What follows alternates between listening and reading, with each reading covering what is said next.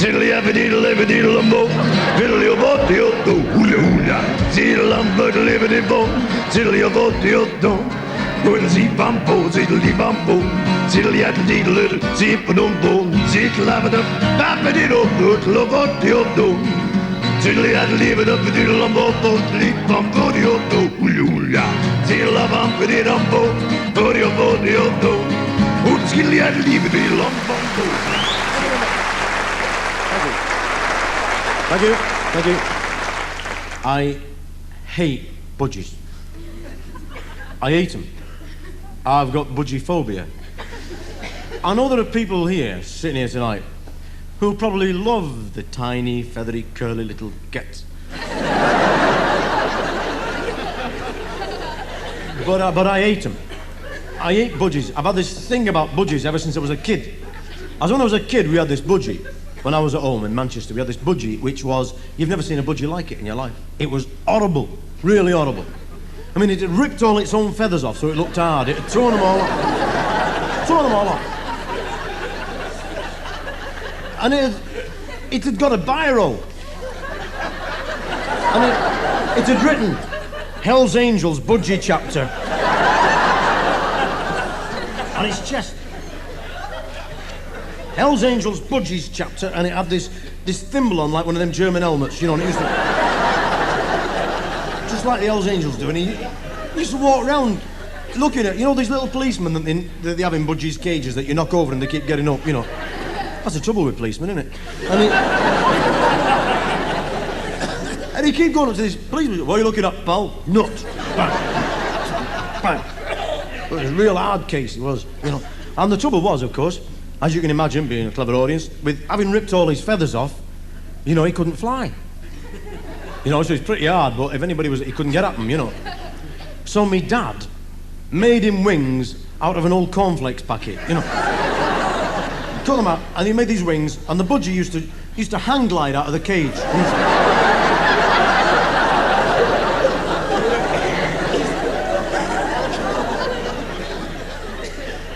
He used to get on the hot thermals that were coming off my porridge. And he'd stay on these hot thermals, circling round when I was a kid in my high chair, you know, and I'd be sitting there having my breakfast, and this budgie, I'd be hovering all the time on the hot thermals, just riding on these waves, crapping in my porridge.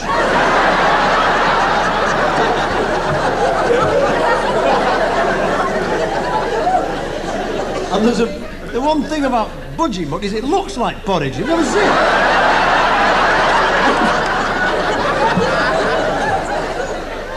I hated that budgie. Hated it. That was the first experience I ever had, and it marked me for life. I mean, Freud would have sorted all this out on the couch. He would have said, it's the budgie. Twisted your brain. I mean, I see a pet shop now with budgies in it. I have to cross the road into a pub. I just can't. Nurse, go. Give us a drink, seen a budgie. What? You've been out drinking again? No, I saw a budgie. Well, the second experience with I was fated to bad experiences with budgies. The second experience I had with a budgie, it was when I was working in Manchester. I had this job making aerosol French fries, you know, for a new quick food company, and canning lettuce, you know, and I was working there in this firm. And I was living in flats at the time, and living opposite me was this beautiful nurse, an Irish girl, lovely girl. She was raven black hair and fair complexion. She was absolutely gorgeous, Bridget. But the trouble is, you know, I just had no idea of how to address women, never mind undress them. I just didn't know what, you know. Until one fateful day, she let me carry 400 weight of coal upstairs for her. And she invited, I thought, this is it. The dream woman I'd been worshipping from across the lobby for 12 months, I thought I finally got a chance of making a relationship, you know, with her. And she said, would you like to come in for a cup of coffee? And I said, I'd love to, you know. And I went in, and she gave me this cup of coffee, and I sat down on the settee. And immediately I felt this, I don't know if any of you are psychic in here tonight. If you are, then I just won't talk for the next 5 minutes. You'll get the gags on your own. But for those who aren't, you know, I don't know if any of you have ever actually felt this horrible feeling that the skin on the back of your head's all sort of going funny, you know. You probably have been to Rotherham. But it was a really strange feeling, and I wondered why I felt so uneasy. And then I looked, and I saw it. It was a budgie even worse than the one we had. He was the crippin of budgies. He was in a cage on the sideboard, and it had got one leg missing. It got a little crutch and a pirate's hat on its head, and a little man on its shoulder, and it's going around going pieces of nine and all this bit, you know. And I'm sat there with it, and I thought, well, I'm not going to let this budgie phase me out, you know. So I'm sat with my coffee, and it's the cup's going. She says, "You all right?" Yes, I'm just a bit cold, like, you know. Put the cup down, and I thought, this is it. Make a play, go for broke here. And I just started moving my arm along the back of the settee like you do, you know, and watching like the telling, moving my arm around like that. And this budgie, "That's the way to do it, get in there! Take it off it, give it some stick, give it some, get in there now, tip your bread." I was terrified, I shot out of that, I could not stand it, being heckled by a budgie. I shot out of that. And I was in my own flat. In 2 seconds, she came up, she said, "What's the matter?" I said, "It's nothing, I just had a funny turn." I said, "Claustrophobia, I suffer from it." Then, you know, I started to come out. She said, "Well, I'm sorry about that." She said, "Because I wanted to ask you a favour." So I said, "Well, sure, anything." She said, "Would you have Christmas dinner with me? Because Christmas is only a week off, and I've got to see my mum and dad, but I'll be on my own on Christmas Day, and I know you will." So I said, "Well, I'd love to. It's very kind of you, you know, I'd love to have Christmas dinner with you." She said, "Okay, well, that's a date." She said, "I'll get the food." And I said, "Well, I'll get the wine, you know, and we'll have a bit of a do." I said, "But can we have it in my flat? Because, you know, I'm just used to cooking on the candle I've got, you know, it's good." So she said, "Well, I don't mind, really, you know." So I said, "Okay, I'll pick you up from the station, Christmas Day." She said, "Fine, okay." She said, "There's one more thing I'd like you, if you could do it." I said, "Well, sure, you know, ask away." She said, "Would you mind Attila for me?" I said, "Who?" She said, "My little budgie, Attila. Would you look after him?" Well, I said, "I'm no good with living things." I said, "Plastic flowers die on me. I'm not much use with anything, you know." I said, "Me Paddington Bear got pneumonia when I lost his wellies. He's dead, you know, that teddy bear." I said, "You know." She said, "But he loved you. I could tell Attila loved you. He was very friendly. He was chattering to you. He loved..." And I gave in. I mean, what can you do when you've got a beautiful girl looking at you with big eyes? I said, "Okay, I'll mind him for a week." I said, "But I'm not very..." She said, "He'll be lovely. Just feed him, just give him, you know, his food, and he'll be fine." Let me tell you something. I'd never hurt anything. I'd never hurt any living thing, any animal or anything. You know, I don't even tread on cockroaches, you know. I hit them with hammers. I would never, you know, hurt any living thing. You know, if I could avoid it. You know, if I see a cat in the road, I drive on the pavement, sooner hit people, you know. And let me tell you now, really, serious, I looked after that budgie like it was my own. I fed it, I gave it everything, egg and bacon, sausage, tomatoes in the morning, you know, meat and 2 veg, you know, chips and fish from the chippy. You know, it didn't want it, turned its nose up, didn't want, no, I bathed it. I felt stupid getting in the bath with a budgie in my hand, but I bathed it, scrubbed it, you know, and I put talcum on it, and I dried its little crutch afterwards for it, you know, and I looked after it completely, that little budgie, and I loved it. And you know what it did? Believe it or not, this is how perfidious animals can be. You know what that budgie did?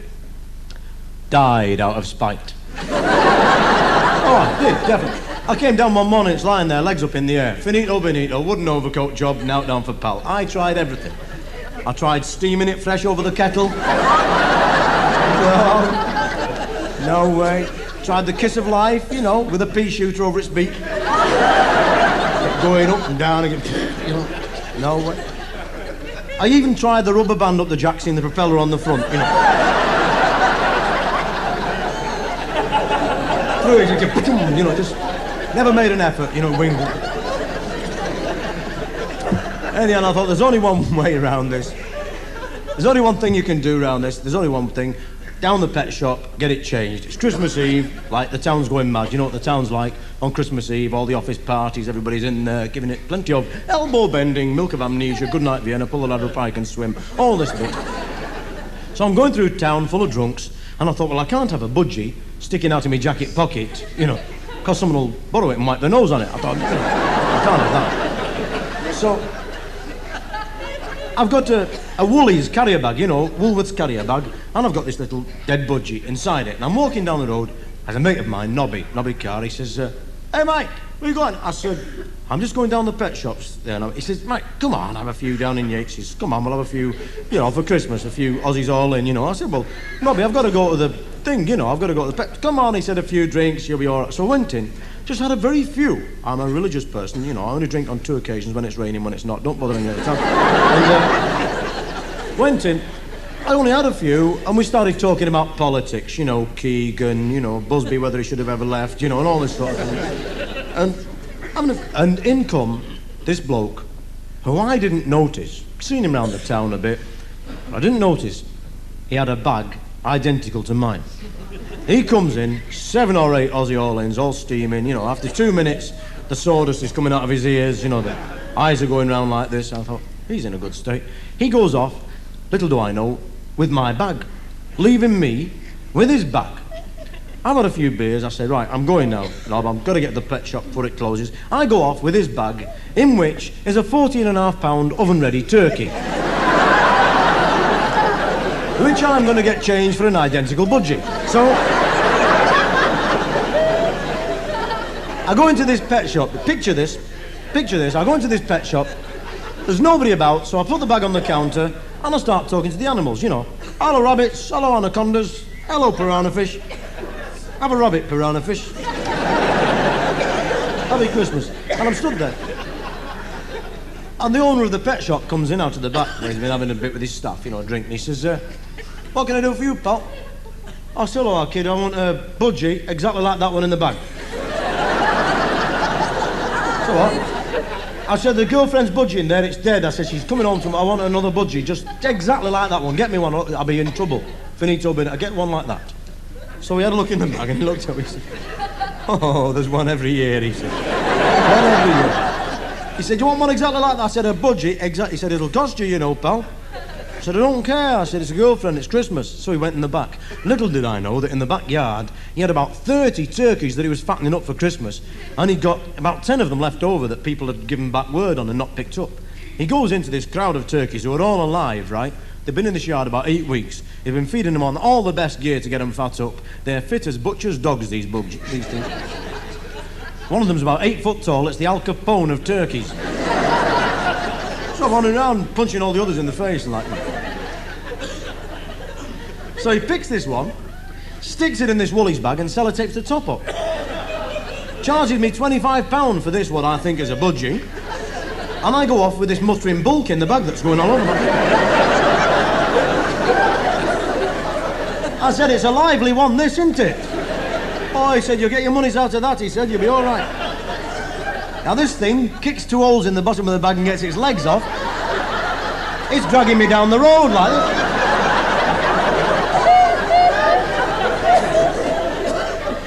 So, I'm on the way back through town. There's Nobby down the bottom. He said, Mike, how are you? I said, I've just been with you all afternoon. He said, come and have a few more, he said.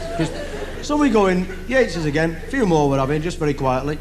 This thing's walking around, kicking the landlord's dog, And there's blokes putting the drinks down saying, I'm not drinking no more. No more. There's a Woolies bag walking around over there, I'm off. I'm home. Finished. And I stayed all night, had a few bevies, and come the end of the night, I went out and I was a bit tired and emotional. I was having trouble with my legs, they weren't listening to the brain, and so I thought, well, I'll get on the bag and ride home, so...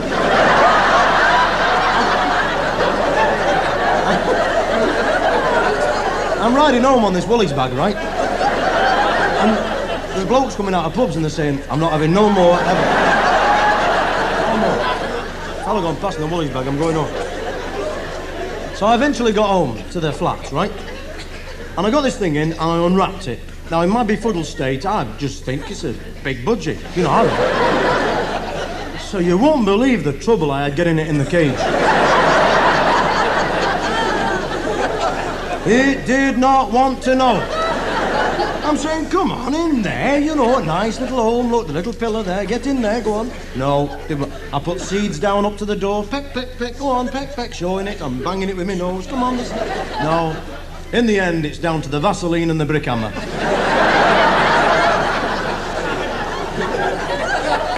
Vaseline, whack, in.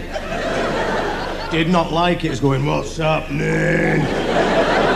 Just his head sticking out the top, like, what's happening? So I covered it with a sheet, went to bed, got up the next morning, didn't feel too well, Christmas Day morning, didn't feel too well, I had like a bucket of frogs, you know, and I run downstairs, and I jumped in the car without thinking, and I went straight to the station, picked up, you see your mum and dad in Liverpool? Yeah, they're lovely. Oh, fine, okay. She says, I've got all the food ready. I said, that's great, I've got all the, you know, drinks in and daft hats and things and squeakers and all that, we'll have a good time. So we get back, she said, how's Attila? Oh, I said, he's fine, you know, great, no problem. I said, he's really looking well, in fact, you know, so... Because it's all suddenly coming to me what's happened the night before, you know, like it does, it all comes back, you think, oh, no, my God, you know.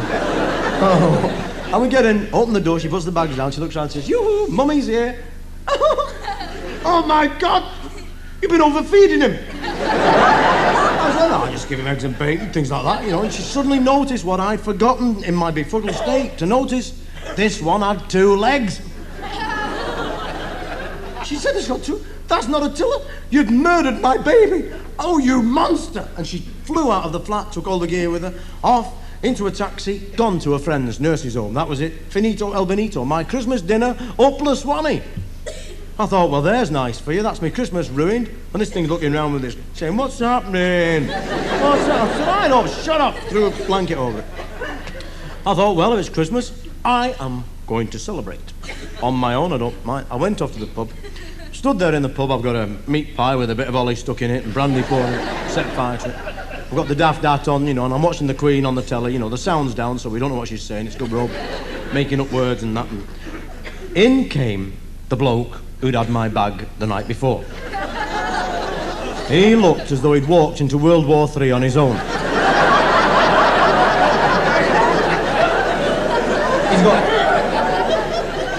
He's got 2 sticks, plaster of Paris on his legs, nose broken, stitched on again, eyes blacked, hair hanging half on and off, scars all over here, and he's got one of those blowers, you know those blowers that you blow and it unravels with a feather on the end and it squeaks. He's got one of those permanently lodged up his right nostril. He walks up to the bar and he says to the landlord, he says, give us a pint of bit of woolly, Jimmy. So I said, you had a good Christmas, Fred? He said, don't talk to me about Christmas. Christmas, he said. He said, I bought a freaking turkey.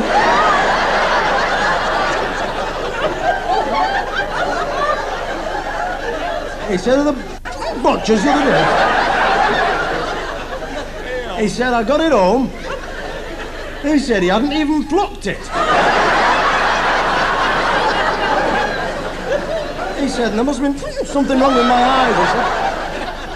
Must have been something wrong with my eyes, he said. If that was a 14.5-pound turkey, he said, I'll show my... Oh, I said, what do you do? He said, I had to get the Ronson out and shave it all off, didn't I? He said, I'll shave it all. I said, look at it, I've got 4.5 pounds of stuffing to get in that.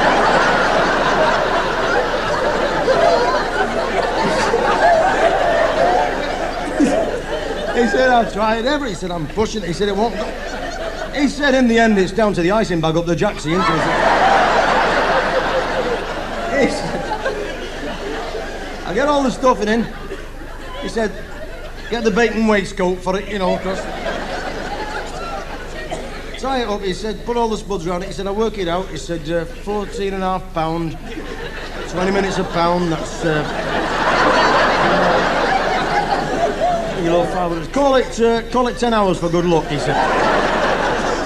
He said, so I bung it in the oven, go off to feather like. He said, the missus is there. She said, what you been doing? I said, I've just been stuffing the turkey for tomorrow. She said, oh, thanks very much, like. So this morning, he said, we wake up, he says.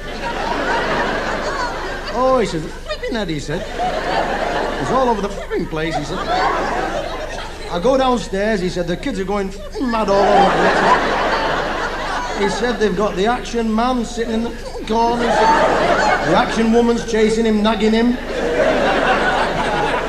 He got one of them dolls that eats and drinks, it's throwing up in the corner.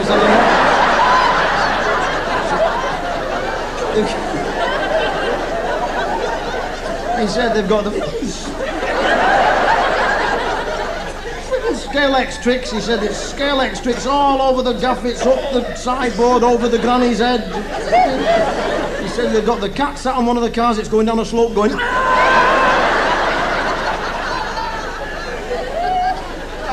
Oh, he said, I walk in. He said all the brothers are there. All her brothers, he said. All stood round the room like very heavy wallpaper, big lads. He said, they've all come out of Nick, he said. She says, I've got the sprouts and everything done. She said, will you go and get the bird out of the oven? He says, so I goes over, he says, I open the fucking oven door. He says, you won't believe it. He said, it's lying there. He said, it's like a walnut with 3 matchsticks on it.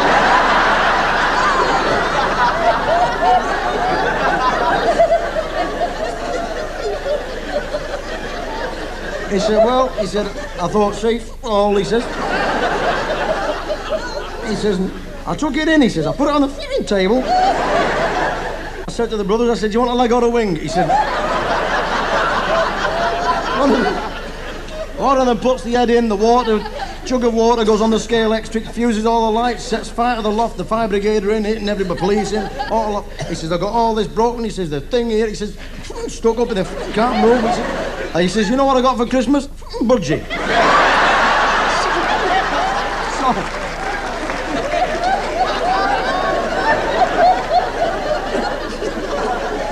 So I'm thinking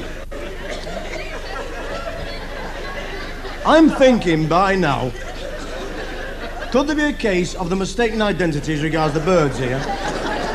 In other words, if I got his turkey lurkey and he's got my... I thought, well, say nothing, don't tell him, because he's had a bad Christmas. He don't want to know he's trying to serve up 8 monsters straight out of Nick with a budgie, does he? So I said, right, pal, have a good Christmas, see you again. And I went off, run back into the flat. I thought, I've just got time. If I can get that thing down to the pet shop, get it changed for a proper budgie, I'll be back in Bridget's books, like you see. So I ran in the flat. I'd had enough trouble getting it in the cage. Murders getting it out. Because he liked it by now. He thought it was a Christmas present it had got, you know. A wire waistcoat he's walking round. Looking at itself in the mirror. Oh, it's opening the door and scratching its belly. Oh,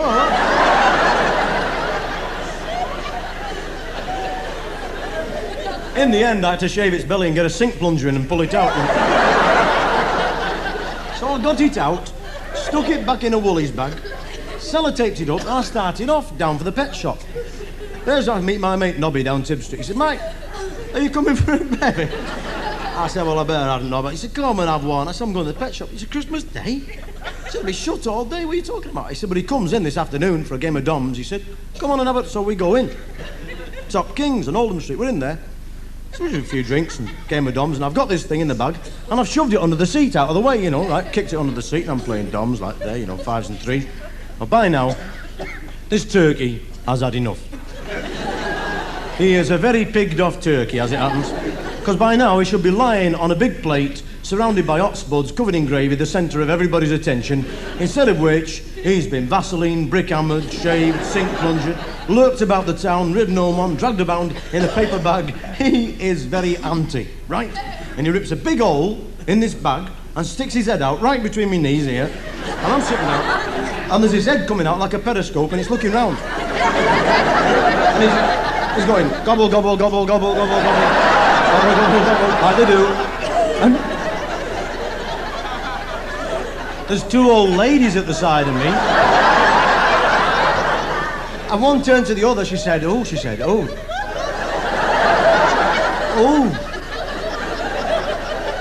Oh, she said, Cynthia, look at this, Cynthia. She said, what? She said, this fella here, he's got his American Express out.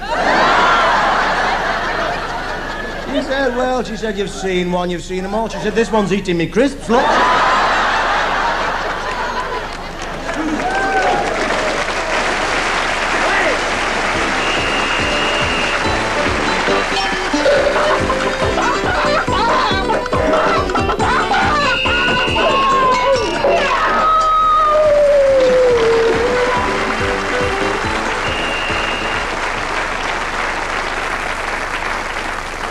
hear a song about drugs, man, if you feel like joining in. It's about a very special drug what we used to get, man, like round our way and trip out on, man.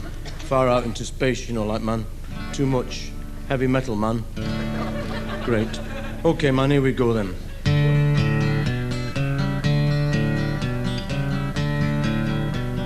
There's a place in Wigan, a place you all should know. A busy little factory where things are all the go.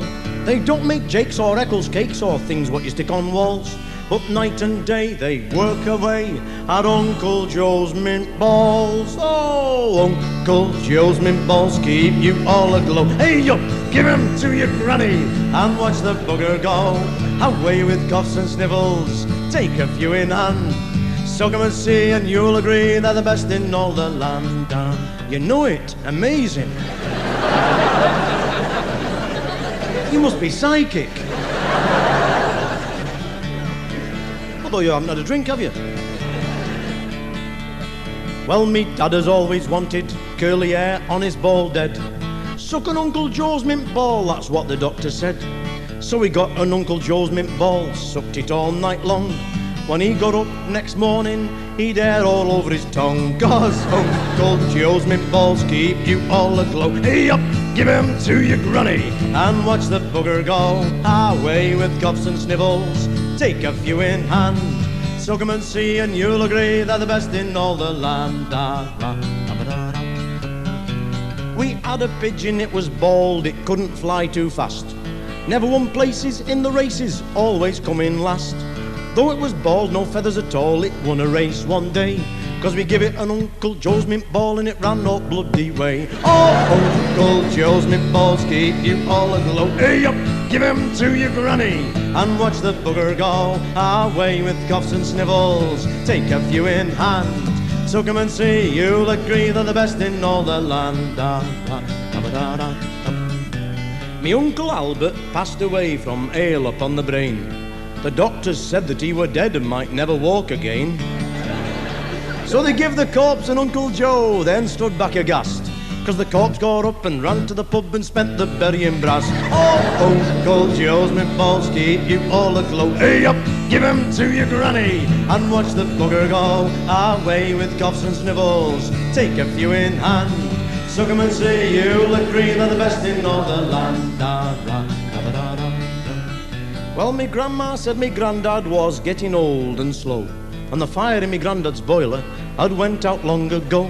So he got an Uncle Joe's mint ball and he sucked it all the night. But his hot breath singed her vest and set the bed alight. Oh, Uncle Joe's mint balls keep you all aglow. Hey up, give 'em to your granny and watch the bugger go. Away with coughs and snivels, take a few in hand. Suck 'em and see, you'll agree they're the best in all the land.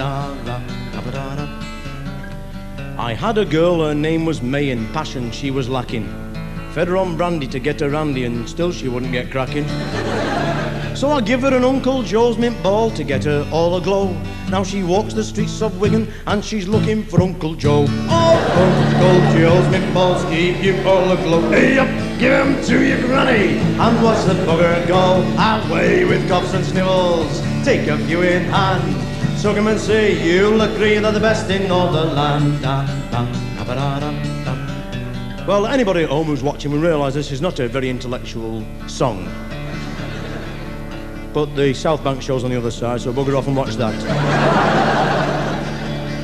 Well, the RSPCA have got 6 tons of Uncle Joe's to give to all the honey mules to keep 'em all aglow.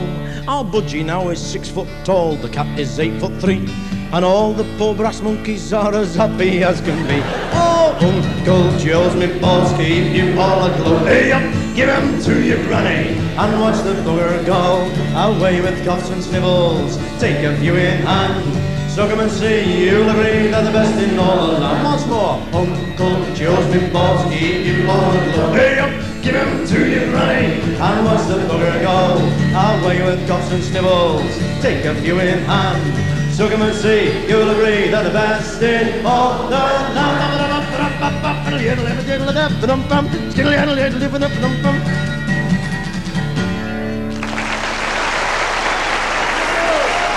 Thank you. Good night.